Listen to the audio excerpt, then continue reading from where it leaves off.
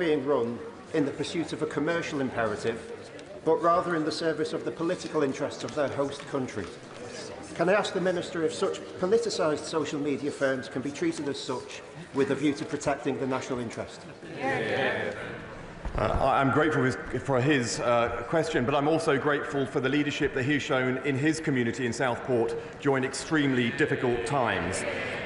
The Online Safety Act applies to all people, all users, and that includes measures and in existing legislation to tackle misinformation peddled by foreign states. But he has a very specific challenge with his community. I'm willing to meet with him if he would like, and if he'd like to bring members of his own community to express to me directly the impact these issues have had on him and his community, I would be very willing to take that meeting.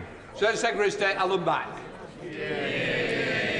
Thank you, Mr. Speaker. The Conservatives secured a £450 million investment from AstraZeneca to expand their Merseyside vaccine factory. When the Chancellor wrecked the deal, AstraZeneca tried to save it by increasing that investment to over £500 million. So why did Labour still walk away, handing jobs and investment to our competitors? The honourable gentleman says that they secured a deal. Well, the deal was announced in March. The general election was in July. Where was the deal? Where was the funding for it? Where was the written agreement? There was nothing. Alan Back. Mr. Speaker, when Labour negotiates, Britain loses. AstraZeneca are investing over £4 billion in Singapore, the US and Canada. They could have invested in our country too. What is Labour doing now to bring back the deal they destroyed? There was a deal by WhatsApp that was never followed up by the Treasury, never followed up by ministers, no meetings between AstraZeneca and their government. Their government lets Britain down every time, which is why the country turned to Labour, and Labour is delivering. Mr. Speaker, the Payment Systems Regulator found that more than half of bank transfer scams recorded in 2023 originated on Facebook, Instagram or WhatsApp.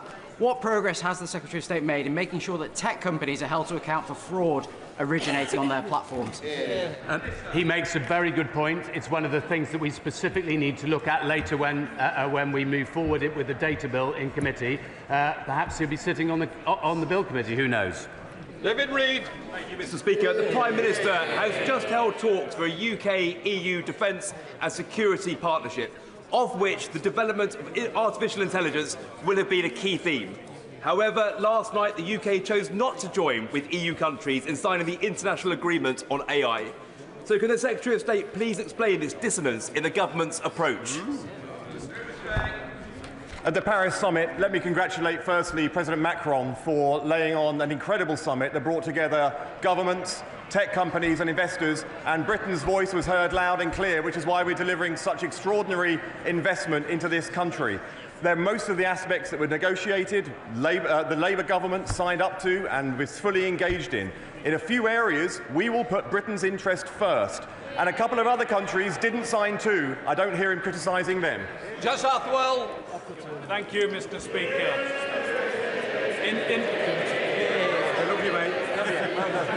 Thank you, Mr. Speaker. In Ilford, we worked with Queen Mary University to launch a new satellite campus in Ilford to teach medicine and dentistry. Given the growing importance of education in STEM fields, what specific steps is the Secretary of State taking to increase educational opportunities in this area and in London and across the country? I'm grateful for his question. The government is working to develop a world-leading science and technology skills base that will drive economic growth and opportunity for all. We're committed to expanding the access and participation in science and technology education, and we're partnering with universities to build the skills and workforce across the United Kingdom.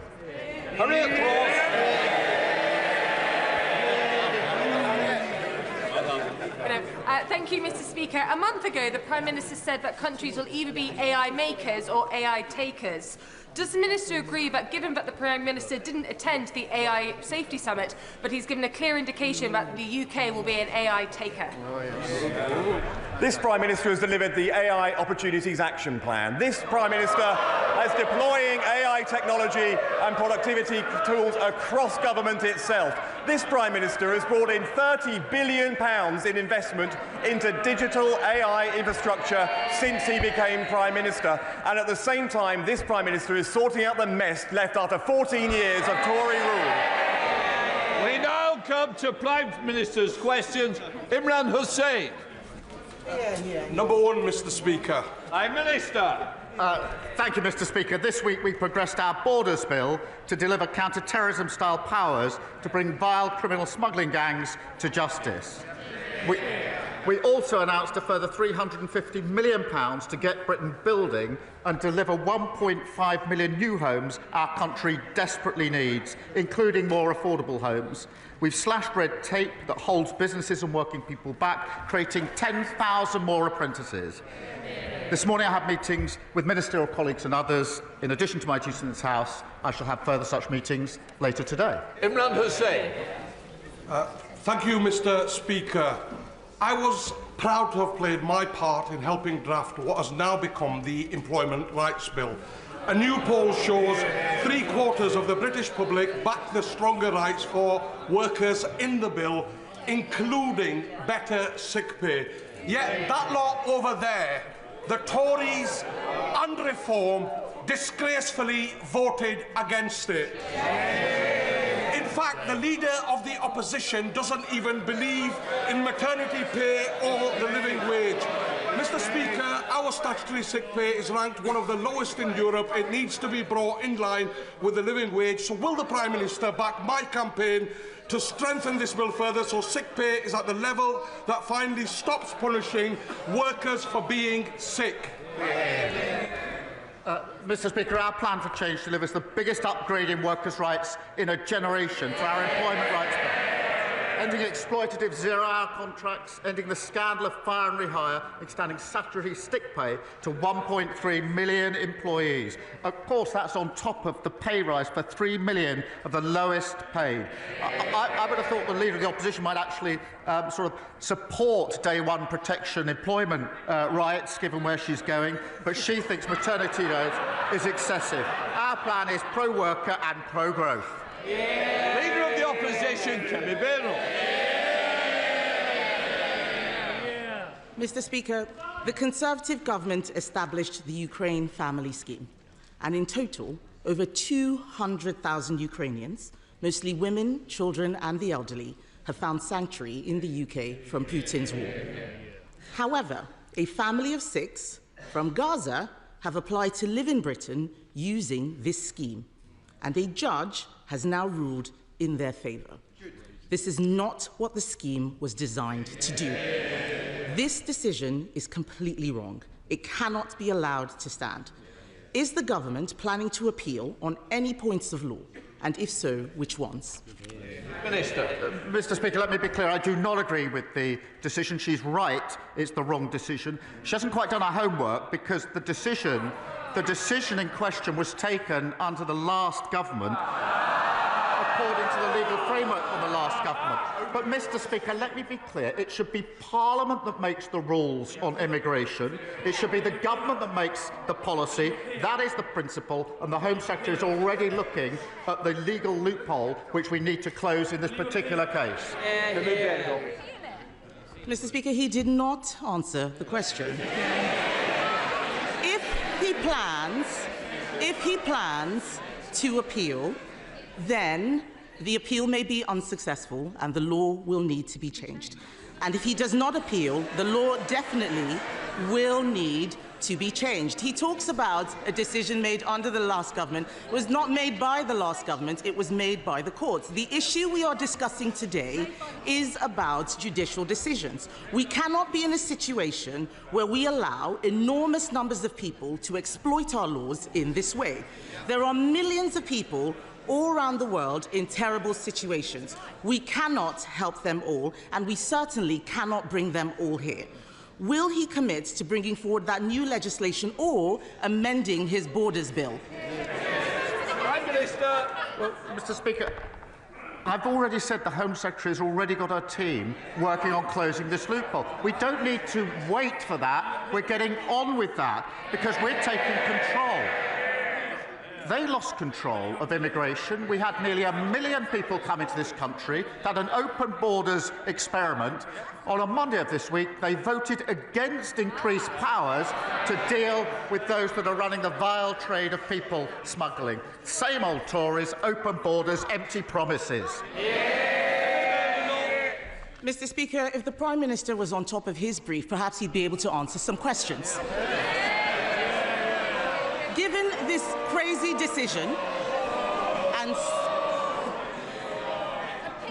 crazy decision and so many others, new legislation is needed to clarify the right to a family life in Article 8. I'm not talking about what he just said. I know Labour MPs don't understand much of what they're saying, but the Prime Minister literally wrote a book on the European Convention on Human Rights. This is a situation where we need to put our national interest before the ECHR.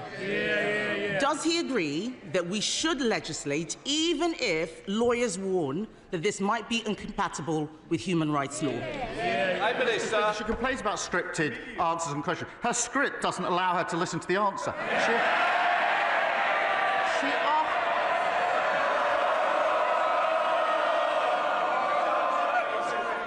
Prime Minister. She asked me if we're going to change the law and close the loophole in question 1. I said yes. She asked me again in question 2, and I said yes. She asked me again in question 3. It's still yes. Mr. Speaker, he didn't listen to question 1. I asked if he would appeal the decision. He did not answer that. He's not listening. He's too busy defending the international human rights law framework. Mr. Speaker, this case has arisen because a Palestinian came to the UK from Gaza in 2007. He is now a British citizen. This is precisely why we need to break the conveyor belt from arriving in the UK to acquiring indefinite leave to remain, and then a British passport, and now a right to bring 6 family members here as well. Just last week, the Prime Minister bizarrely claimed that a British passport was not a pull factor for those coming to the UK. Will he now support our plans to toughen the process on indefinite leave to remain and make getting a British passport a privilege, not a right? Prime Minister. Mr. Speaker, they presided over record high levels of immigration. It reached nearly 1 million. It was a one-nation experiment in open borders. And she was the cheerleader. She was the one campaigning for more people to come and thanking her own side when they supported her campaign. So before she lectures us, I think she needs to reflect on her own record and her own record here. Mr. Speaker, he is the Prime Minister now. The people out there want to know what he is going to do about the situation. He needs to spend less time whining about the last government and do his job. I thought, Mr. Speaker, that the Prime Minister and I both agreed that Israel had a right to defend herself. Yet the judge in this case noted that the family were facing a humanitarian crisis, and I quote, as a consequence of the Israeli government's indiscriminate attempts to eliminate Hamas, and government lawyers accepted this. Is the Prime Minister allowing lawyers to change the position on Israel? And was this because of advice from the Attorney General? And if not, why on earth did government lawyers accept the argument that Israeli actions were indiscriminate? Prime Minister. They put the complete opposite argument. She talks about on top of her brief. She has no idea what she's talking about. I'll tell her again. We need to change the law. That's why the Home Secretary is already closing the gap. I know the script doesn't allow any adaptation, but this is getting tedious. Mr. Speaker, the Prime Minister has not read the judgment. I suggest that he does. There are very serious questions now. Being asked about the Attorney General, the Prime Minister's personal friend and donor. Even Labour ministers are concerned. One Labour peer, Lord Glassman, has called him the absolute archetype of an arrogant progressive fool. If we are serious about protecting our borders, we need to make sure we appoint people who believe in our country and everything we stand for. It is not clear the Attorney General does. the government is now recruiting a new Chief Inspector of Borders who lives in Finland and wants to work from home.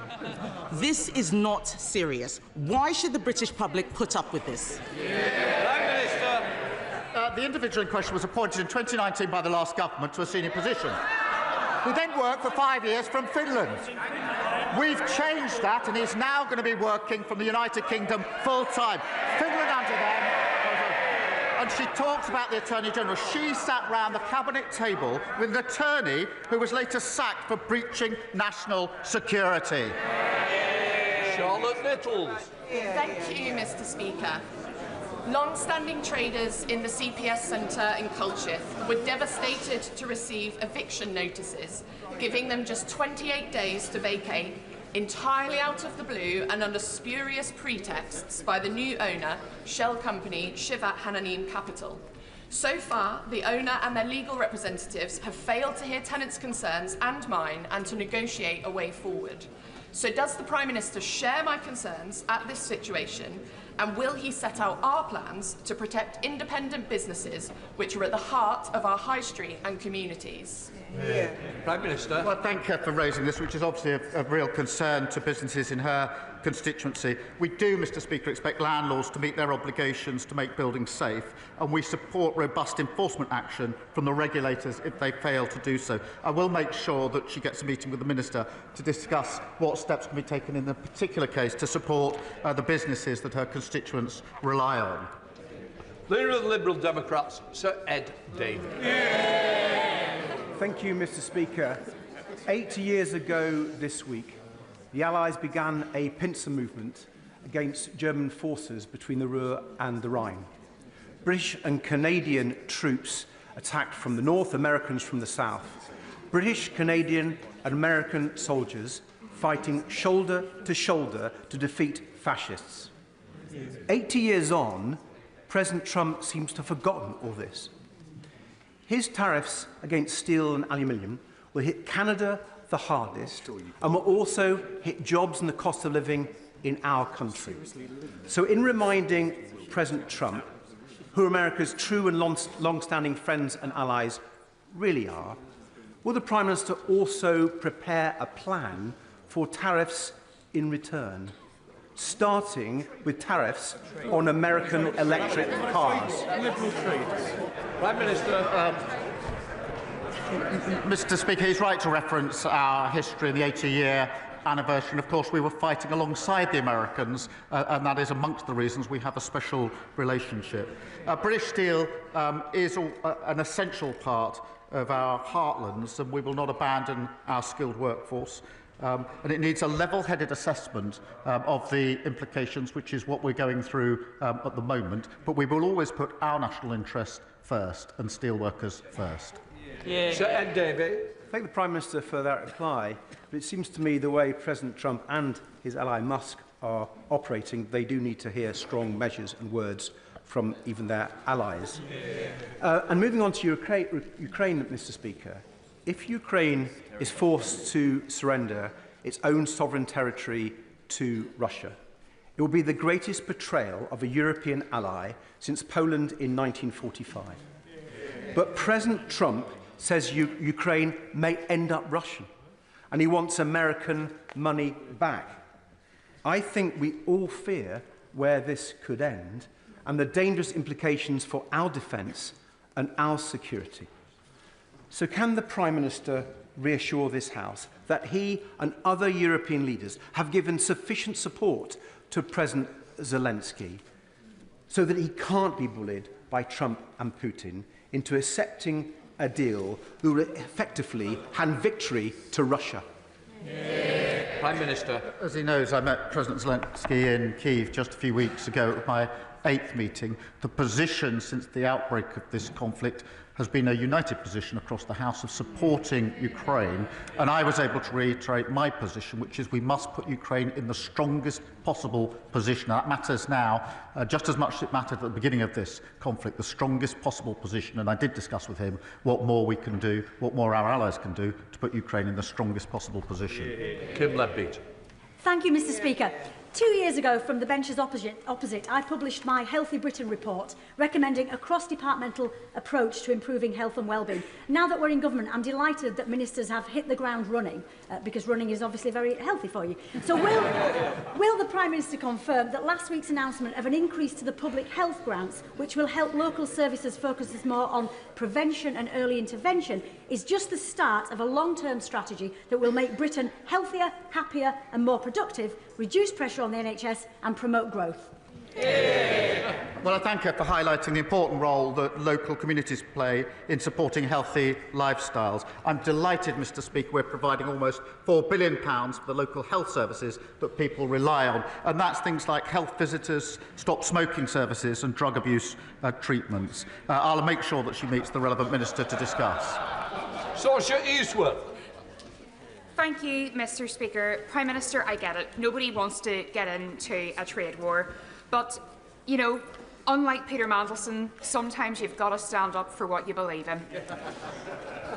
My friends here in the DUP have learnt nothing from their mistake of backing Brexit and think that tariffs are a laughing matter.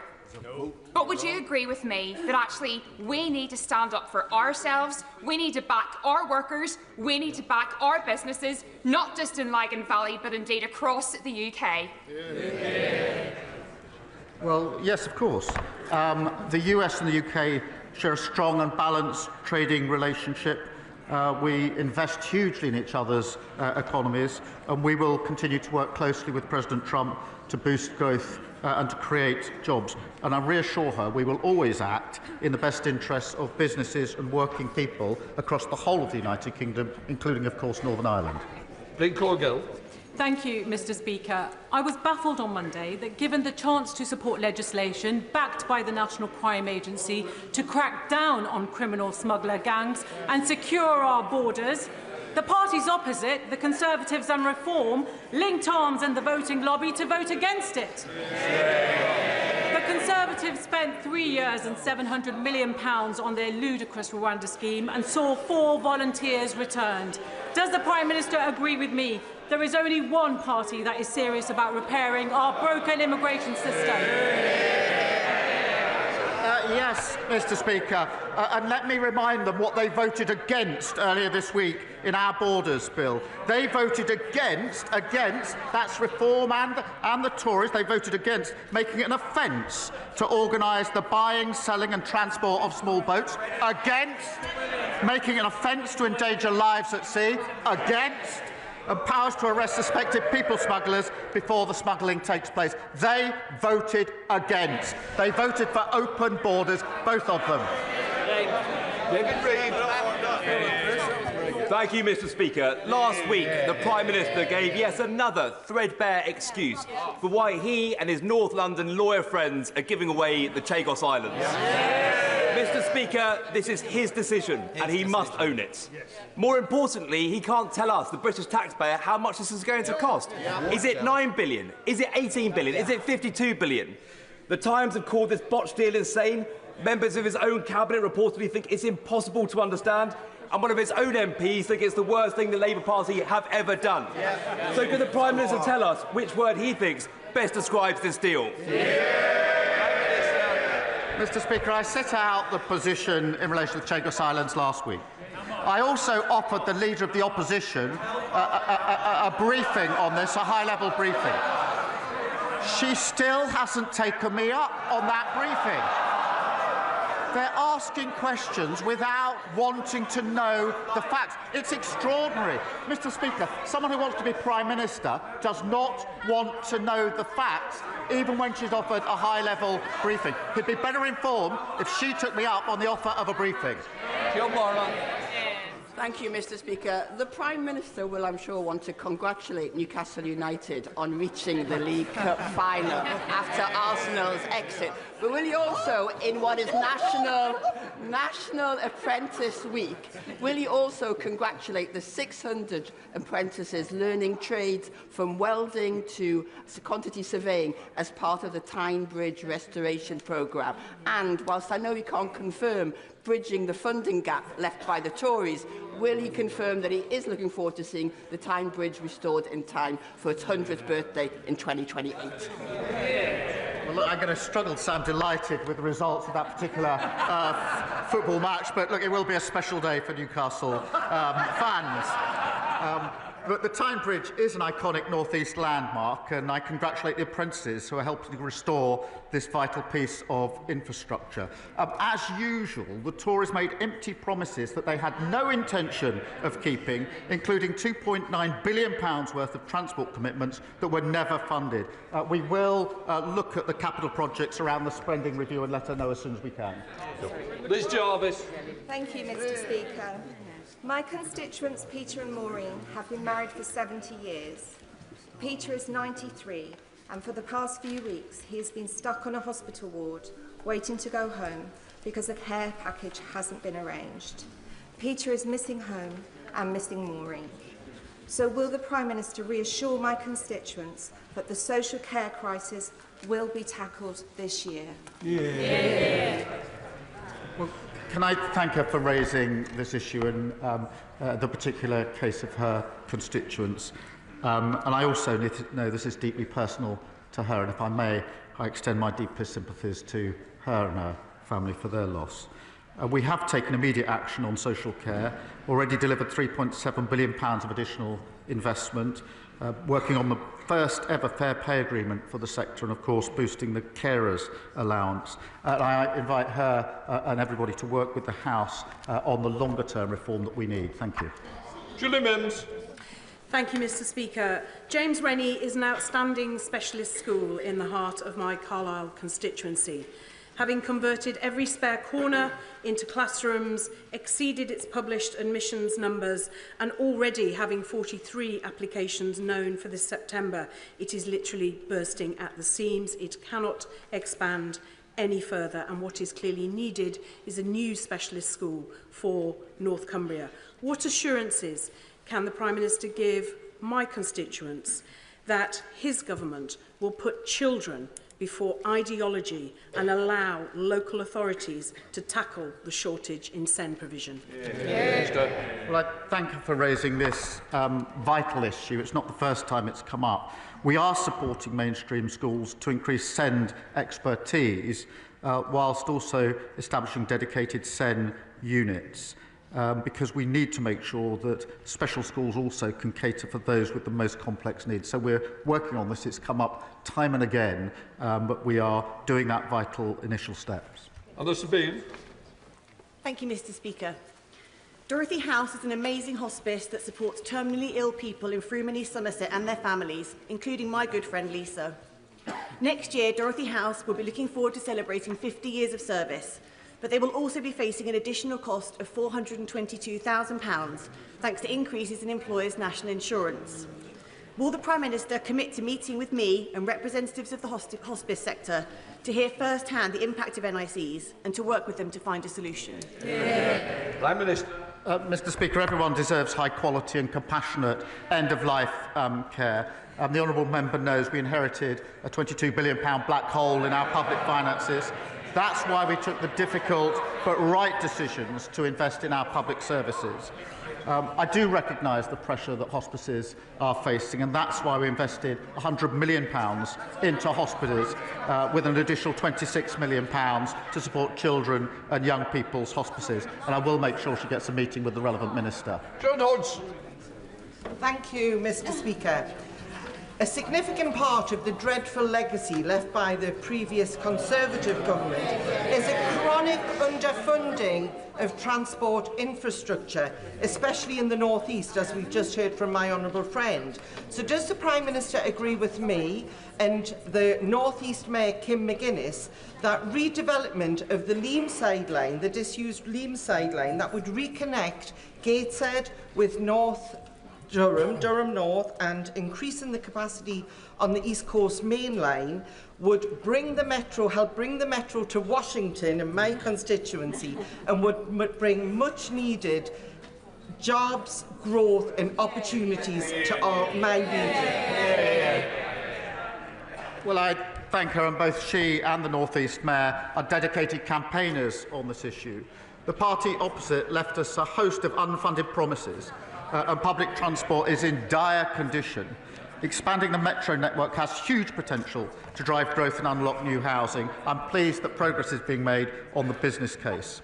Second Batty. Thank you, Mr. Speaker. Earlier this week, we learned that the Prime Minister's close friend, the Attorney General, has in the past advised Caribbean nations on seeking trillions of pounds in reparations.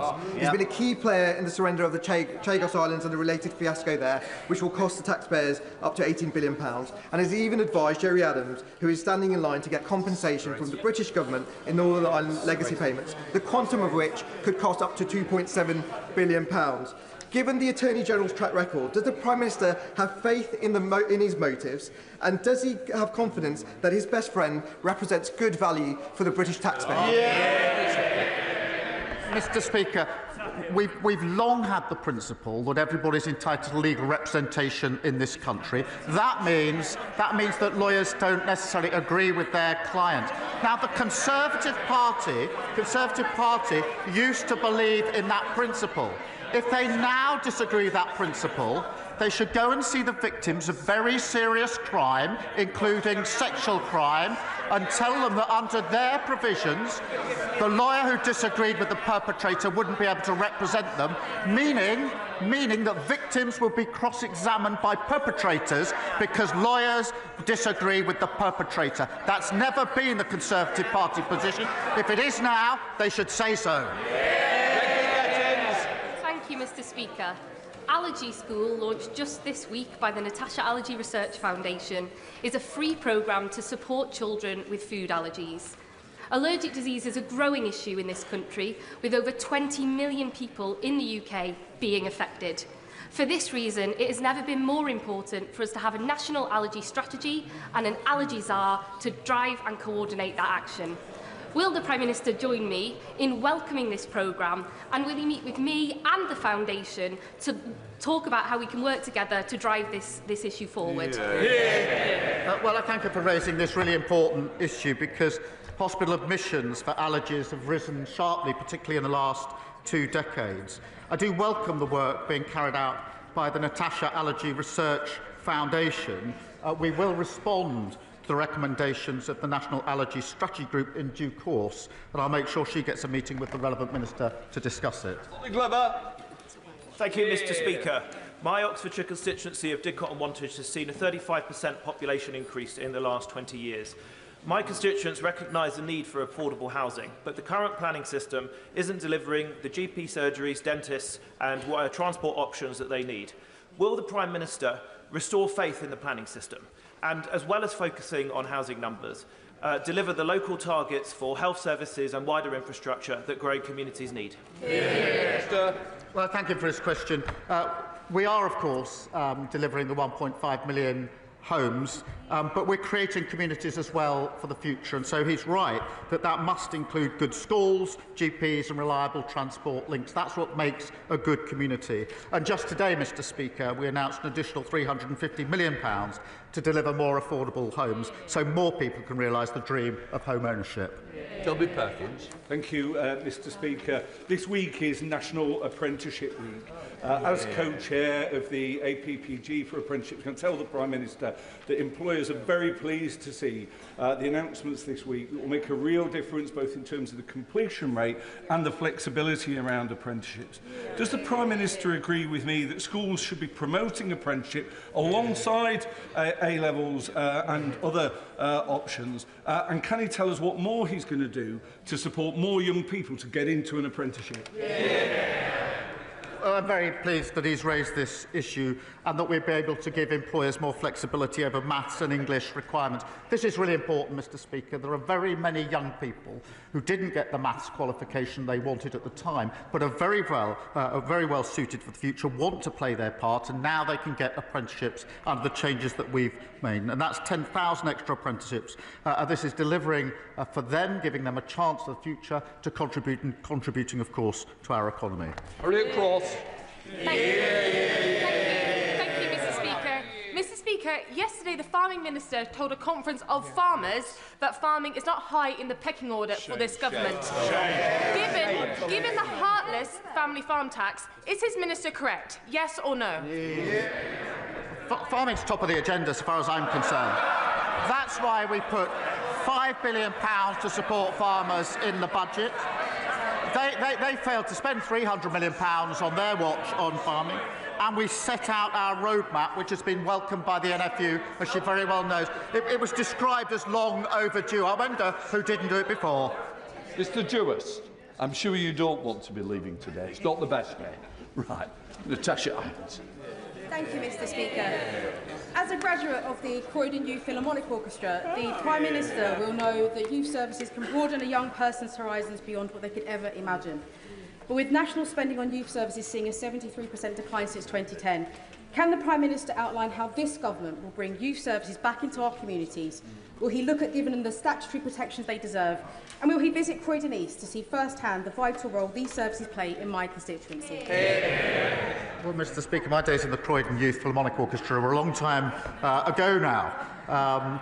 But we do fully recognise the importance of youth services to help young people save lives and live safe and healthy lives.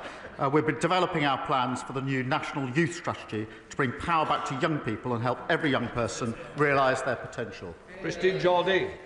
Thank you very much, Mr. Speaker. Every 22 minutes, a child in this country loses a parent or a loved one. That's 40,000 children every year facing a trauma which many of us here know can last a lifetime. Charities such as Winston's Wish do a fantastic job of providing support for young people, particularly when schools are closed or there's no one else to turn to. But at the moment, there's no simple way of the children knowing where the charities are or the charities being able to contact the children. So will the government back my private member's bill this summer to do just that? And would the Prime Minister meet me to discuss how we make sure that another generation of children does not have to face this trauma? Well, can I thank her for her ongoing work and campaign on this important issue. The Cross-Government Bereavement Group continues to look at how we can improve access to the support that children and young people need at these difficult times. And of course I'll make sure that she gets the meeting that she wants with the Minister to discuss this further. David Taylor. Thank you, Mr. Speaker. Yesterday marks the 20th anniversary of the launch of the Make Poverty History campaign, and a fantastic speech for all of us that were there, delivered by the late, great Mandiba. That campaign inspired a generation of campaigners and a great Labour government to deliver unprecedented action to tackle global poverty, lifting millions out of poverty. Will the Prime Minister join me in paying tribute to some of those campaigners and commit to doing all he can to ensure that Britain is playing its full part in helping eradicate global poverty today? It's a really important issue. We do pay tribute, and of course we continue to play our full part. Alex Bloor. Thank you, Mr. Speaker. Basingstoke Hospital, used by half of my constituency of North East Hampshire, has had its rebuild delayed by 15 years, despite no ministerial visit to see the worsening conditions there. The cost of maintaining the hospital for those 15 years is estimated to be almost as much as the rebuild itself. So can the Prime Minister explain the logic of making taxpayers pay twice? Mr. Speaker, her constituents are right to be frustrated about the empty, unfunded promises that were left behind by the Conservatives, a point made by her and, of course, by the Labour MP for Basingstoke. Under the previous government's plan, a new hospital in Basingstoke would simply not have been delivered because it was unfunded. It was a promise without anything behind it. we've put in place a funded deliverable plan which will see the hospital built, and we'll work closely with the Trust to ensure that it is. Dr Becky Cooper. Thank you, Mr Speaker. The Government's devolution plans are a welcome progressive development to shift power and resources from Whitehall to our communities. But there are, of course, discussions now around the process and realisation of benefits for our communities. So can the Prime Minister assure my residents in Worthing West, and indeed all constituencies starting priority devolution programmes, that Sussex devolution will give us meaningful control over our local priorities, including housing, transport and social care? Minister. Well, I thank her for raising devolution, which will see her constituents in Sussex get meaningful control over local priorities. The devolution priority programme, Mr Speaker, will see a wave of mayors elected next year, including in Sussex, and I believe that those with skin in the game make the best decisions about their communities. Final question, Andrew Mitchell. Thank you, Mr Speaker. Mr Speaker, the Prime Minister will be well aware of the Global Vaccination Fund, Gavi, one of the United Kingdom's great success stories. It's vaccinated from deadly diseases over 1 billion children under 5. It presents real value for money to British taxpayers, and over 80% of our constituents support it. Will he give the House today an undertaking that Britain will continue this leadership and make a decisive pledge at next month's replenishment conference? Well, I'm grateful that this is a really important issue. As he rightly points out, I've long supported it and will continue to support and share details with him just as soon as I can. But it is important, have supported it, will continue to do so. Thank you. Right, that completes Prime Minister's questions.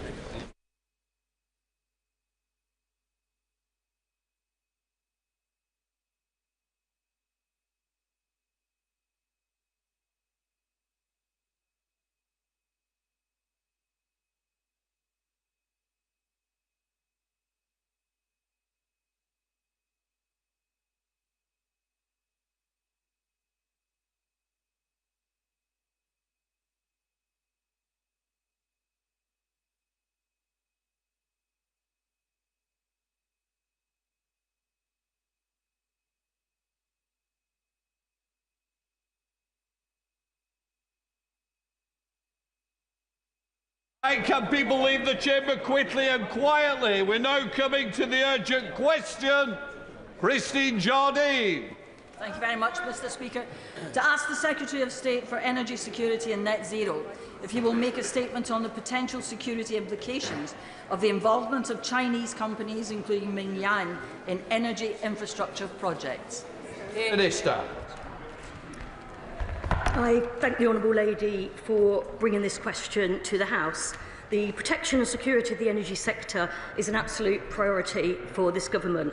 We have a range of effective measures in place which give the government powers to balance an open investment environment to facilitate growth with protecting the areas of our economy that are most sensitive to national security. The government firmly believes that the biggest risk to our energy system and our energy security is remaining dependent on international fossil fuel markets controlled by petrostates and dictators. And that's why we have a mission to make Britain a clean energy superpower to end that dependence. We have a world-leading offshore wind industry here in the UK, and international investment plays a crucial role in supporting jobs across the country. And as part of this mission, my department engaged in discussions with a wide range of investors, including those from other countries. We're also clear that alongside this, growth of UK supply chains is absolutely critical, and that's why we've set out plans for a clean industry bonus to drive investment in manufacturing, as well as setting up GB Energy and the National Wealth Fund. The government will not hesitate to use our powers to protect national security whenever we identify concerns, and the government will take a consistent long-term and strategic approach to managing the UK's relations with China, rooted in UK and global interests. The government will cooperate with China where it can, compete where it needs to, and challenge where it must. Thank you, Mr Speaker, for granting this urgent question, and I thank the Minister for her comments and general reassurances, but there are specific concerns at the moment. China can produce what is useful for us for the development of renewables, particularly in the North Sea, and we can benefit from these investments. China also needs access to our markets. But there are security issues involving companies involved in offshore renewable developments, which have become apparent in recent weeks and been raised numerous times. It has been reported that the Chinese company Mingyang is interested in producing turbines for a new project in the North Sea. And there's already around 60 million of Scottish Government funding, which has been earmarked for a wind turbine factory near Inverness, in addition to a potential 27 million for Orient Cable to provide subsea cables for island communities. This is despite antitrust cases against China from the European Union and the fact that the Norwegian government blocked Mingyang from its green infrastructure projects. So can the Minister reassure the House that the Department will be following the same rigorous processes to assess these risks as the previous government did, which ultimately blocked Huawei from the 5G network? And this must include an assessment of any opportunities for remote access to the turbines, as the software will normally remain in control of the manufacturers even once commissioned, which would leave them vulnerable to being switched off. We need local control. And will the Department reassure the House that there are discussions ongoing with the Scottish Government to ensure that no public money is invested before this risk assessment has taken place? And how will they work with the Scottish Government and Cabinet colleagues to ensure offshore and undersea infrastructure is safe? Thank you. The honourable member raises some really important concerns, and they're concerns that we're very much alive to. As I said in my first answer, energy security is absolutely critical to the work of DESNZ, and that's why we have the Clean Power Mission, to end our dependency on fossil fuels. International investment is a crucial part of that and helps to support growth and jobs across the country. And as part of that, we have discussions with a wide range, variety of international investors. But we do absolutely recognise this needs to be balanced against national security implications. And that is something that we work on constantly across government with input from a number of departments. And I'm pleased to see my honourable friend, the Minister for Security from the Home Office, here today for this UQ. The government has to consider both those aspects together, the need for investment, the need for greater capacity in our supply chains, but also that security risk. And while I can't get into details of the individual case, given the nature of the discussions that are ongoing, I would reassure the honourable member that we are taking these factors into account. We do want to make sure that the most robust processes are followed as we look at the details of this particular incident. Chair of the Select Committee, Bill Esterson. Thank you very much, Mr. Speaker. Can I say how pleased I am to hear the Minister confirming the importance of our energy security in contrast to what we saw under the previous government. And they can groan all they want, but that is the reality of what was inherited in July last year.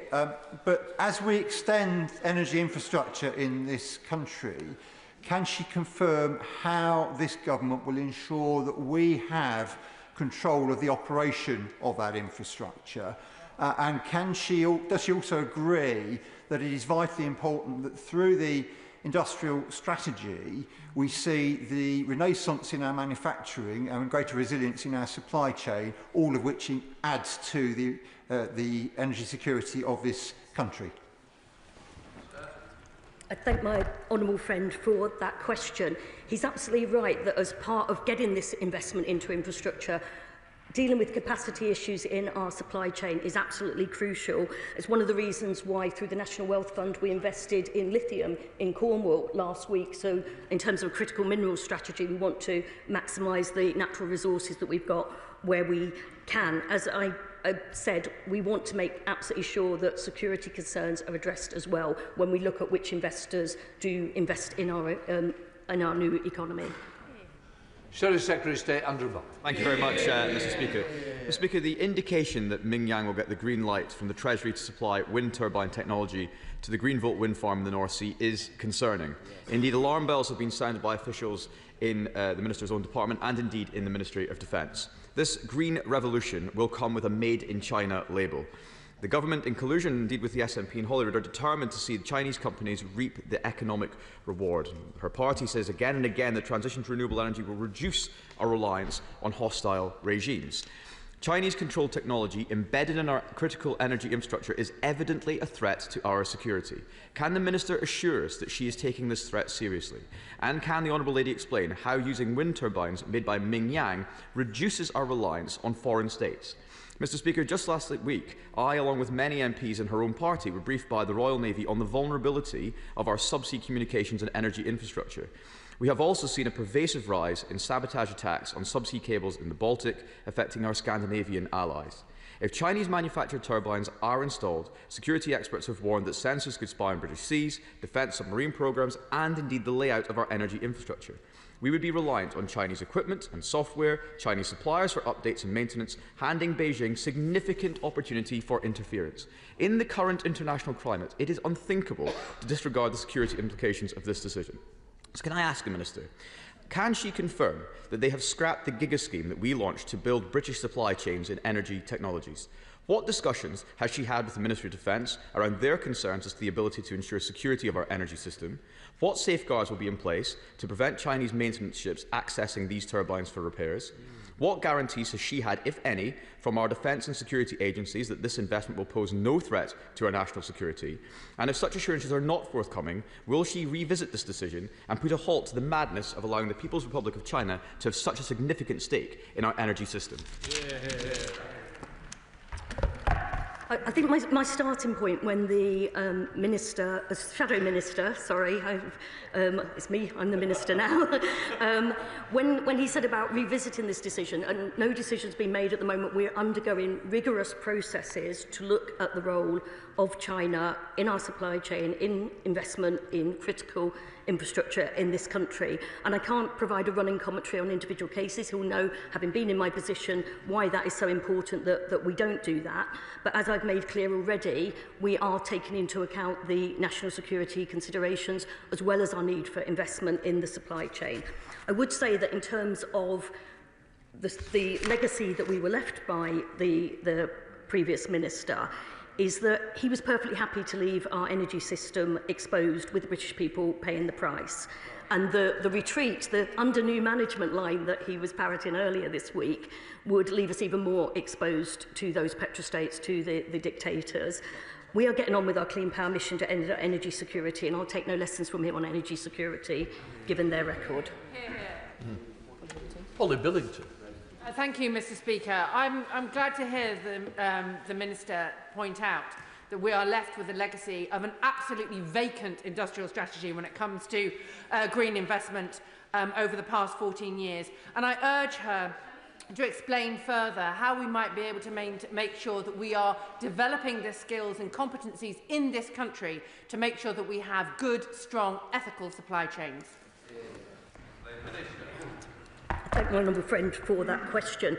One of the things we have launched is the Clean Industry Bonus, which will be absolutely crucial in terms of protecting our supply chain. We're investing through GB Energy and through the National Wealth Fund. As I mentioned, lithium in Cornwall is just one example. And through the Global Clean Power Alliance, which we launched at the end of last year, we will be bringing together our counterparts from other countries, including an IEA conference in April, to look at a supply chain mission so we can deal with these issues, because they're not just issues that affect us in this country. As other countries seek to decarbonise, seek to increase the role of renewables, there are capacity issues across that supply chain, and that's something that we all need to deal with, cooperating together. Liberal Democrat spokesperson Pippa Haley. Thank you, Mr. Speaker, and I'd like to thank my honourable friend for bringing this urgent question, which is so important. Since Russia's invasion of Ukraine, as the Minister has rightly said, energy security has been a key term in this chamber. There are two ways of looking at energy security. First of all, which is to generate our own renewable energy to avoid volatility, price volatility, exposure to authoritarian regimes, ensuring we've got the jobs here at home for design and construction. Secondly, it's about our national security issues around our energy infrastructure. That's also a term of energy security. A former MI6 chief has warned of the vulnerabilities, either deliberate or inadvertent, posed by foreign-controlled software embedded in our energy infrastructure. Given these serious concerns, can the Minister guarantee that any further investment in Scotland will ensure that this increases both the energy and national security future? Thank you. As I've said, there are robust processes, and we are going through these processes to try to make absolutely sure that our national security is not compromised by investment from overseas, and that is something we'll continue to do. Thank Thank you very much, Mr Speaker. The Grangemouth refinery is a key piece of vital infrastructure for Scotland, and its economic contribution to the Scottish economy every year is over £400 million. The Grangemouth refinery is also a joint venture between PetroChina, owned by the Chinese state, and INEOS, a multinational conglomerate. Together they are Petro-INEOS. The refinery is due to close, with thousands of jobs being lost, an unjust transition, and Scotland having to rely on importing oil, all at a time of great global volatility. Why is the government allowing a foreign government and private capital dictate Scotland's industrial capacity, its ability to produce oil, and overall our national security?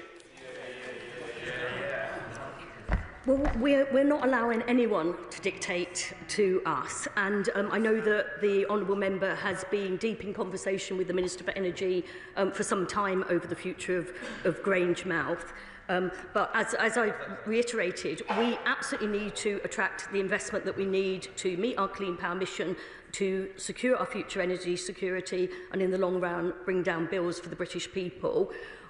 We need to balance national security concerns as in tandem with that, and neither one of them takes priority. We need to tackle those challenges together, and that's what we'll do.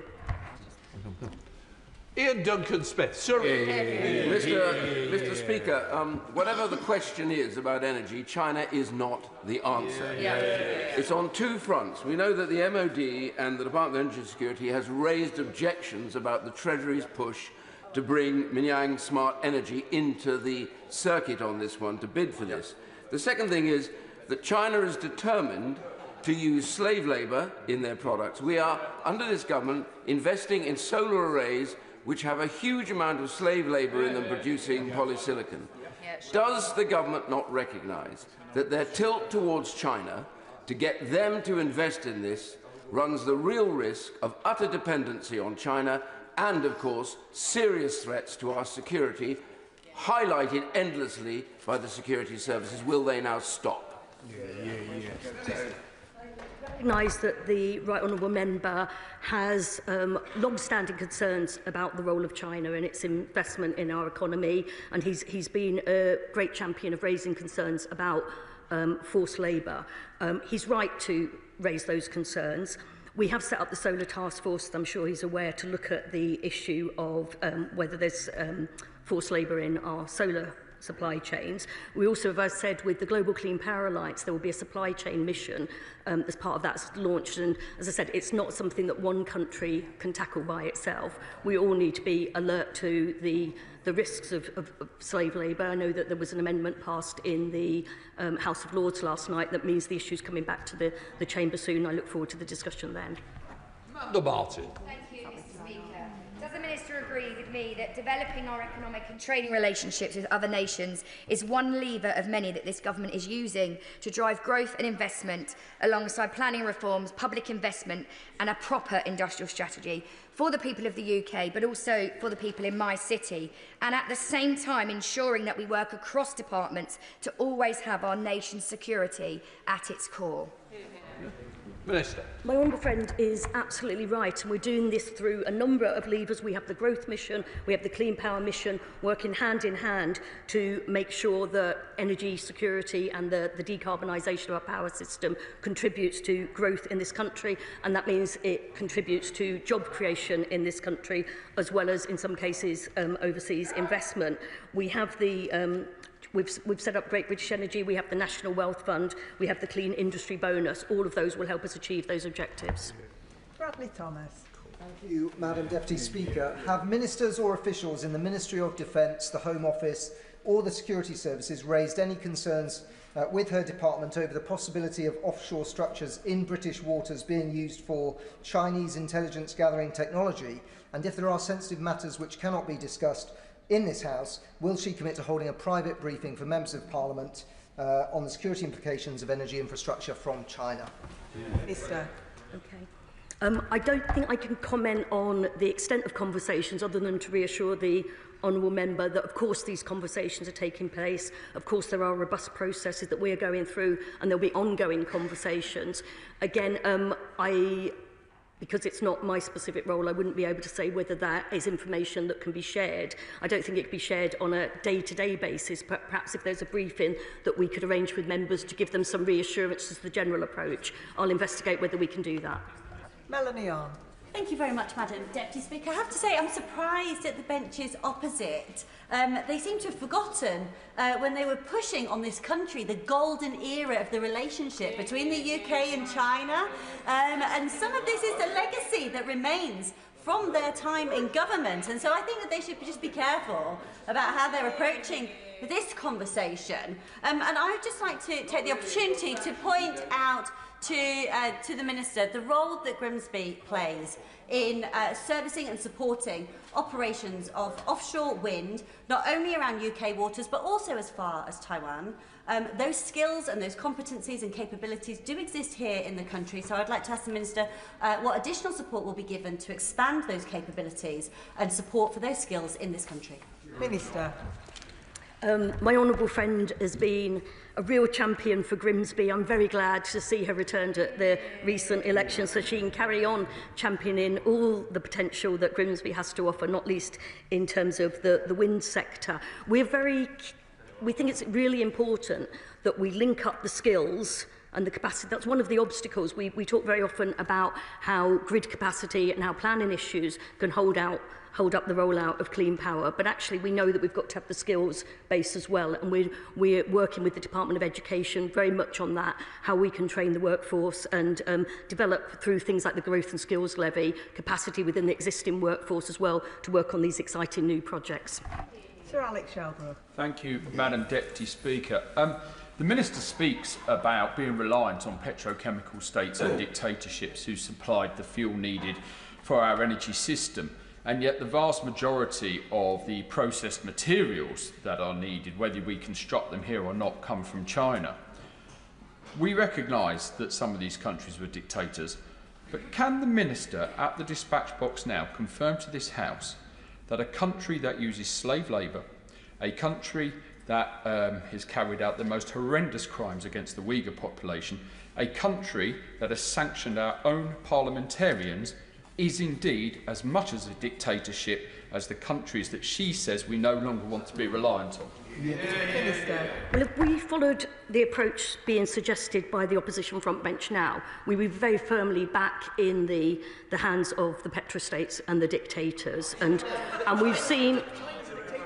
But in terms of relationship with China, as I've said, we will cooperate where we can, we will compete where we need to, and we will absolutely challenge if we must. And we've been clear that no company in the UK should have forced labour in the supply chain. This is why we've set up the Solar Task Force. This is why we're going through the robust processes ahead of the decision that we're talking about here today. And I will take no lessons from the honourable member, because we've had 14 years of being exposed to volatile energy markets, and we are trying to recreate our energy security through this investment. Jane Kirkham. Thank you, Madam Deputy Speaker. Would the Minister agree that after a real neglect of our energy infrastructure for the last 14 years, setting up GB Energy to help UK ownership of energy production in the future can only be a good thing, and our investment in critical minerals in Cornwall particularly, and the supply chain for floating offshore wind, will be crucial to secure our national security? Minister. On the one hand, the honourable members raised concerns about critical minerals being imported from abroad. And then when my honourable friend from Cornwall, who again is a real champion for her area, when she praises the investment that we have put into lithium extraction in Cornwall, they start jeering. And but through GB Energy, through the National Wealth Fund, we will continue to do that investment. Claire Young. Thank you, Madam Deputy Speaker. To have true energy security, we need homegrown capability at all stages of the development of renewable energy infrastructure, from the earliest research to maintenance and decommissioning. So can the Minister tell me what steps she is taking to ensure that we have that homegrown full life cycle capability? Minister. I think from the honourable member's question, she may be talking about community energy. I'm not quite clear, but no. In that case, I'm saying, but it is really important, I think, that any investment is place-based, and we need to look at developing the capability right from skills and what the capacity of the local authorities are, which is where things like community energy comes in, but then also making sure that the finance goes where the investment is needed. And if I haven't understood the honourable member's question, I'd be happy to take it up with her afterwards. Tom Collins. Thank you, Madam Deputy Speaker, and I welcome the Minister's engagement on this topic. To have meaningful and serious discussions with other major economies is absolutely vital for our success. Does the Minister agree with me that these discussions are key not only to securing our economic aims, but also tackling the climate and nature crisis and also our wider international objectives? Minister. Yeah, that international cooperation is absolutely crucial, and that does mean talking to countries with whom we share a great deal in common and have signed up the same objectives, but it also means talking to other countries to try to bring them with us too. And that is why we're hosting the IEA Summit in April in London. That is why we've set up the Global Clean Power Alliance, and that is why the Prime Minister went to the climate change talks in COP in Baku last autumn and showed international leadership, which is something that has been very much lacking from the UK government in previous years. Bob Blackman. Thank you, Madam Deputy Speaker. Clearly, the national security concerns are being expressed across the House. Will the Minister give an undertaking that the construction, maintenance and indeed access to software will be carried out by British workers on British ships and not subcontracted to foreign powers? Minister. As I've said, I can't comment on individual cases, but there are processes to make sure that our national security is protected as we look ahead. Tony Vaughan. Thank you, Madam Deputy Speaker. I welcome the Minister's reassurance about the Government's rigorous scrutiny of energy projects involving Chinese technologies, and I understand the argument that at the current stage of our transition to net zero, we may need to look further afield to meet our domestic energy needs. But will the Minister agree with me that the long-term plan ought to be to reduce reliance on Chinese technology in the UK energy sector and rather to use British-made green technologies where there can be no concerns around national security or about ethical supply chains? Minister. Yeah, I agree absolutely, and that's why we are doing all we can to increase capacity through things like the Clean Industry Bonus, through investment from the National Wealth Fund, through the role of GB Energy and all the other measures that we'll be taking our industrial strategy to try to ensure that we keep the jobs in the UK and we create new jobs in the UK too. Dave Dugan. Thank you, Madam Deputy Speaker. Ministers all over the place on this. In her opening remarks, she said that the United Kingdom has a world-leading renewable energy industry. Well, if we did, we wouldn't be having this discussion about foreign imported infrastructure. So will she commit to understand, notwithstanding the total failure of the Tories over 14 years to invest in the industrial base of renewable energy manufacturing across the United Kingdom, what is her strategy and her government strategy to get right in front of this, not just in terms of manufacturing, but also in terms of resource supply, enterprise resource planning, intellectual property? What is the big shift that this government has got planned? Because I just hear jibber-jabber.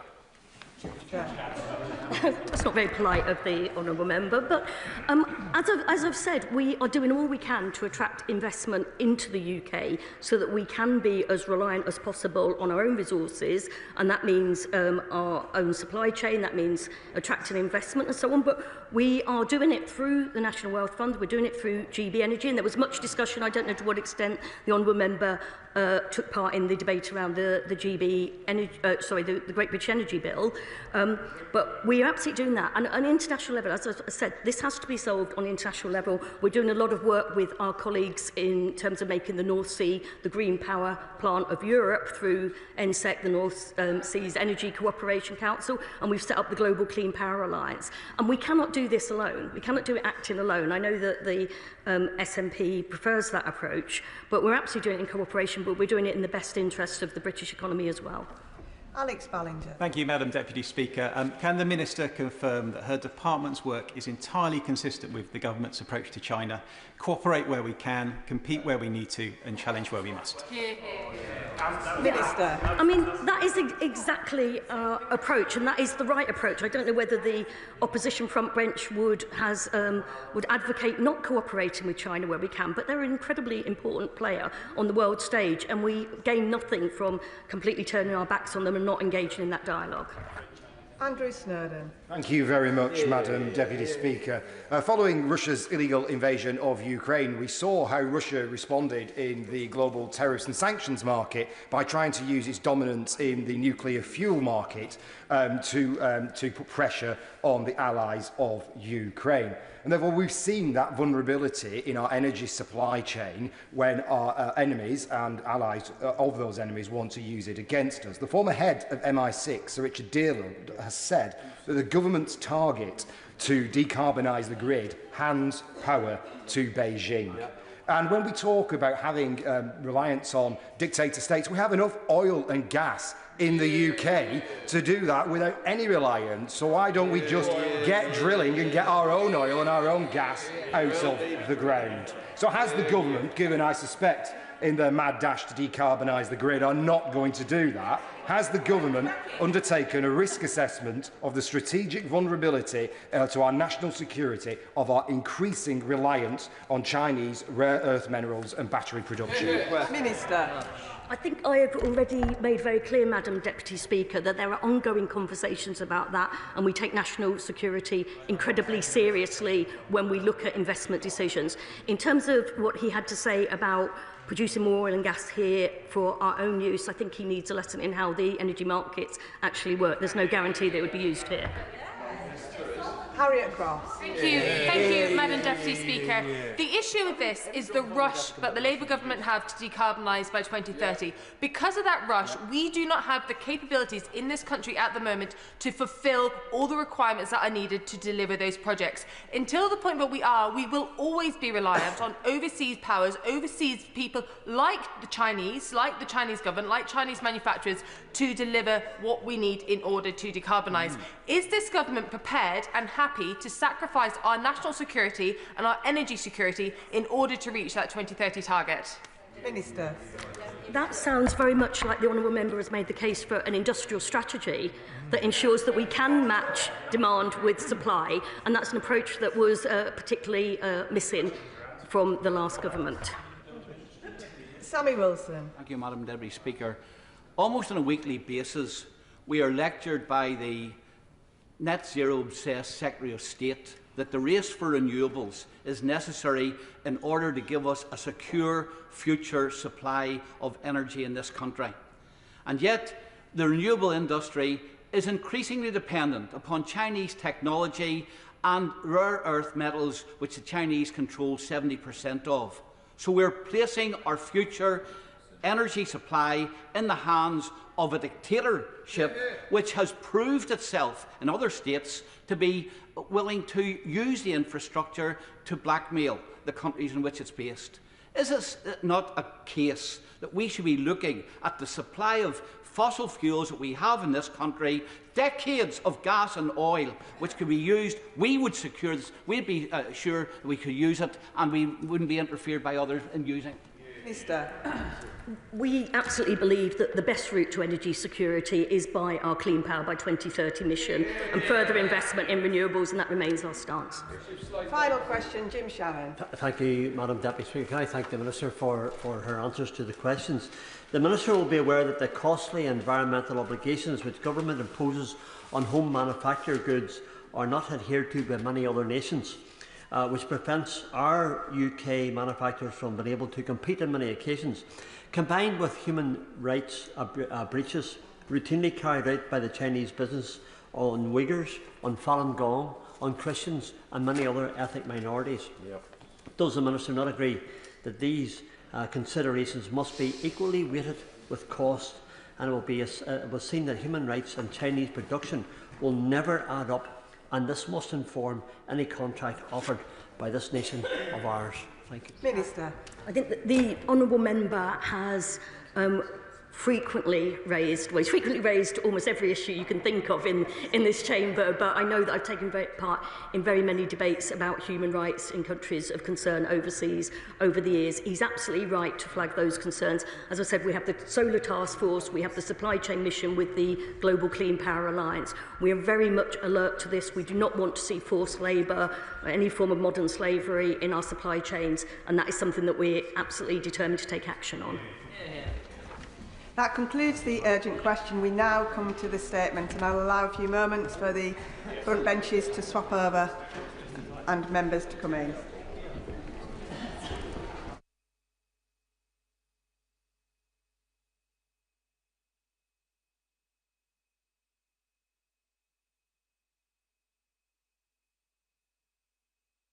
Statement, Minister Dan Jarvis. Thank you. With permission, Madam Deputy Speaker, I will make a statement on the publication of the Prevent Learning Review into the perpetrator of the attack that tragically killed Sir David Amess on the 15th of October 2021. Sir David Amess was a beloved member of this House, a hugely respected parliamentarian. His popularity extended right across the political divide. To win and keep the respect of those outside one's own party is, as we all know, a rare accomplishment. Over nearly 40 years of service in this place, Sir David fought every day for his constituents. He advanced numerous causes with compassion, persistence and skill, and members on all sides of the House knew him as a warm, respectful and always fair parliamentarian. His legacy lives on, not least in Southend, which now has the city status he campaigned so determinedly for. He will never be forgotten, and as the motto on Sir David's memorial shield behind me states, his light remains.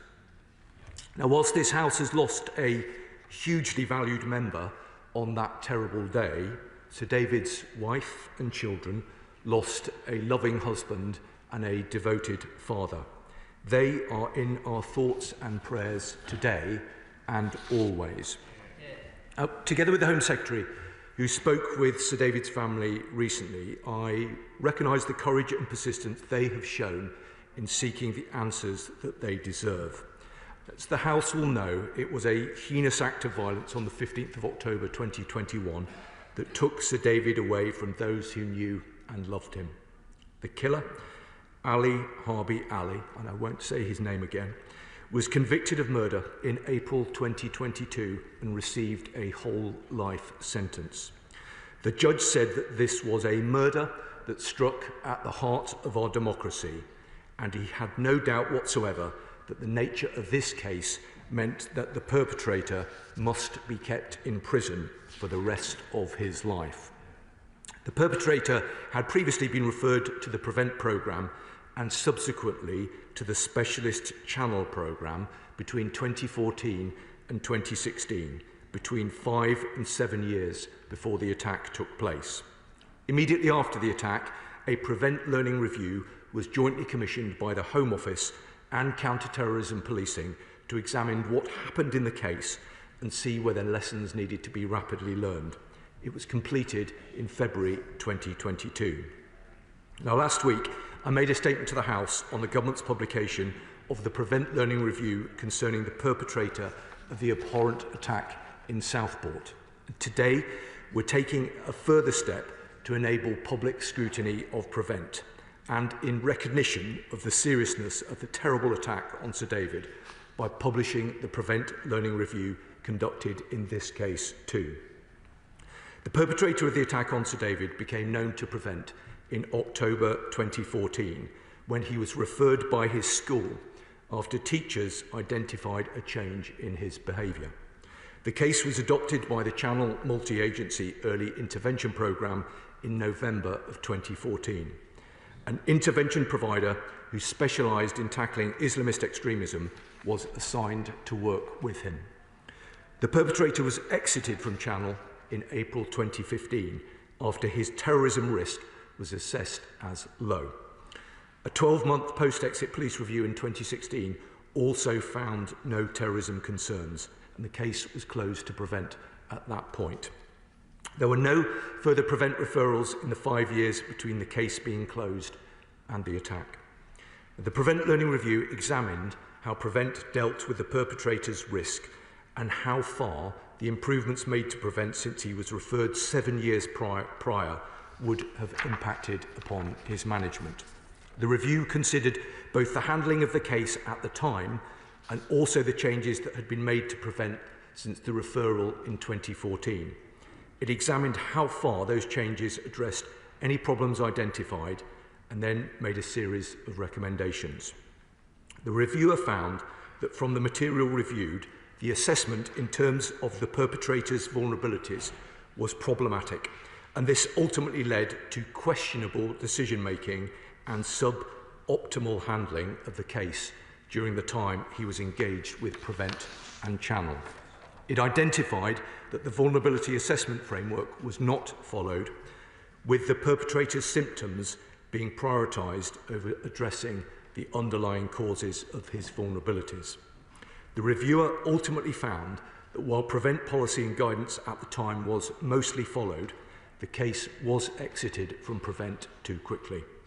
The reviewer identified 6 issues, namely that the support given did not tackle all of the vulnerabilities identified, record keeping was problematic and the rationale for certain decisions was not explicit, responsibilities between police and the local authority were blurred, the tool used for identifying an individual's vulnerability to radicalisation was outdated, the school that made the referral to Prevent should have been involved in discussions to help determine risk and appropriate support, and the tasking of the intervention provider was problematic, with a miscommunication leading to only 1 session being provided instead of 2. The reviewer then examined how far changes in the Prevent programme since 2016 had addressed these issues. The reviewer recognised the significant changes that had been made to Prevent since the perpetrator was managed, in particular the introduction of the statutory Prevent and Channel duties under the Counter-Terrorism and Security Act of 2015. The reviewer concluded that over the intervening period there have been considerable changes to policy and guidance for both the police and the wider Prevent arena, including Channel. Whilst a number of the issues in the perpetrator's case would most likely not be repeated today, there were still a number of areas which could be considered as requiring further work in order to mitigate against future failures. The reviewer made 4 recommendations for actions to further strengthen Prevent. These were to improve the referral process, strengthen the initial intelligence assessment process, update the tool used to identify vulnerability to being drawn into terrorism, and to not reduce data retention periods. Since the report, the Home Office and Counter-Terrorism Policing have fully implemented all 4 recommendations. First, a single national referral form was launched to encourage a consistent approach to referrals, building this into new training packages and mandating its use via statutory guidance. Second, training has been delivered to police staff to strengthen the initial intelligence check stage, ensuring their understanding of Prevent is robust. Third, a new Prevent assessment framework was rolled out in September of 2024. This replaces the tools previously used to assess all referrals and cases in the Prevent system. And fourth, data retention periods were fully reviewed in 2023, and a joint decision was taken by the Home Office and Counter-Terrorism Policing to maintain retention review periods at 6 years or 6 years after the 12-month review for Channel cases. In addition to the publication of the Prevent Learning Review, we recognise the significant concerns that remain over the way in which Prevent dealt with the perpetrator, as well as the need to ensure that the recommendations it suggested for improving the scheme have been properly implemented. Last week, I set out to the House a series of new reforms instituted by the government to strengthen the Prevent programme, recognising the vital work done by officers across the country to keep people safe. That included the creation of a new independent Prevent Commissioner. And I can today inform the House that the Home Secretary has asked the Prevent Commissioner to review the Prevent programme's interaction with the perpetrator in this case and ensure the implementation of all relevant recommendations. We will ensure that the Amis family have the support they need to engage with the Prevent Commissioner in this work so that they can have confidence that it will get to the truth about any failings in the scheme. Madam Deputy Speaker, two further important issues have been raised which are relevant to this case: local policing and members' security. On local policing, concerns have been raised by the Amis family about the way in which Essex Police handled this case. A complaint has been made and referred back to the local force by the IOPC for consideration. That process must be allowed to follow its course. However, I can inform the House that the Home Secretary has written to the Chief Constable and the Police and Crime Commissioner of Essex Police, asking them to set out how the investigation will be conducted and to be kept updated as the investigation progresses. Secondly, on members' security, this is something that the Home Secretary and I care deeply about, and I know that it is a matter to which Mr. Speaker attaches the utmost importance, as will all members right across this House. A review of security measures for MPs commissioned under the previous government has concluded, and all the recommendations have been implemented. We must ensure that the learnings from this case have been properly implemented. And I want to take this opportunity to thank Mr. Speaker for his continued leadership on these matters. The Speaker's Conference is specifically considering what reforms are necessary to further improve MPs' security and safety. This is another important step. And the Leader of the House, the Home Secretary and myself look forward to working closely with the Speaker and with all members to ensure that the facts of the appalling murder of Sir David are properly considered as part of the Speaker's Conference work, and that the Parliamentary Security Department implements the recommendations it made following the review it conducted into the aftermath of Sir David's death. I'm also grateful to previous Home Secretaries and Security Ministers for their efforts in this area. Our democracy is precious, and this government will defend it against any and all threats, not least through the Defending Democracy Task Force, where we are mounting a whole-of-government response to combat these threats, including ensuring that elected representatives can perform their duties safely and without fear. Madam Deputy Speaker, to conclude, I want to pay tribute once more to Sir David. He was a giant of this House, and we miss him dearly. In all that he did, Sir David epitomised public service at its best. It is beyond a tragedy that we can no longer seek his advice or rely on his wisdom. We can, though, follow his example and devote ourselves every day to the task of building a better and safer Britain. That is our shared challenge, Madam Deputy Speaker, and under this government, nothing will matter more. I commend this statement to the House. I call Chris Philp, Shadow Minister.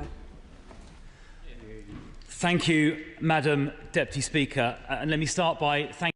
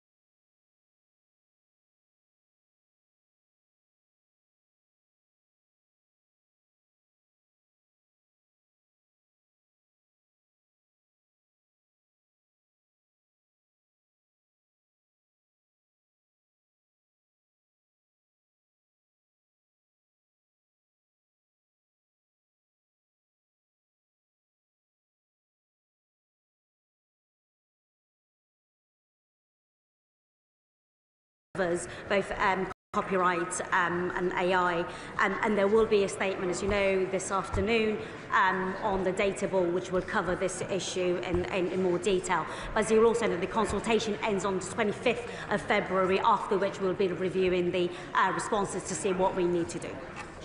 We come to topicals. Patrick Hurley. Topical number 1, please, Mr. Speaker.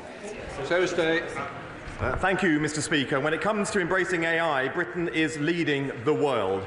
I have just got back from the Paris AI Action Summit. The companies I met there were genuinely excited about our AI Opportunities Action Plan. They were also optimistic about how we're using AI to build a smaller, smarter state. The new government digital service I launched last month will harness the power of technology to deliver efficient, convenient public services designed to work for working people. Curley. In recent months, it's become obvious that some social media companies' algorithms are not being run in the pursuit of a commercial imperative, but rather in the service of the political interests of their host country. Can I ask the Minister if such politicised social media firms can be treated as such with a view to protecting the national interest? I'm grateful for his question, but I'm also grateful for the leadership that he's shown in his community in Southport during extremely difficult times. The Online Safety Act applies to all people, all users, and that includes measures and in existing legislation to tackle misinformation peddled by foreign states. But he has a very specific challenge with his community. I'm willing to meet with